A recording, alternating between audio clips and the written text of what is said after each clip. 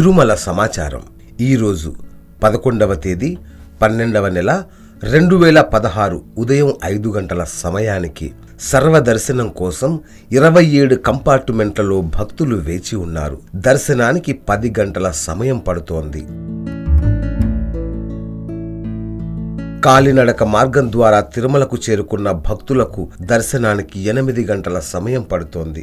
నిన్న డిసెంబర్ 10వ తేదీన స్వామివారిని 81,609 మంది భక్తులు దర్శించుకున్నారు. నిన్న 47,627 మంది భక్తులు స్వామివారికి తలనీలాలు సమర్పించి మొక్కు చెల్లించుకున్నారు. నిన్న స్వామివారి హుండీ ఆదాయం 1,83,00,000.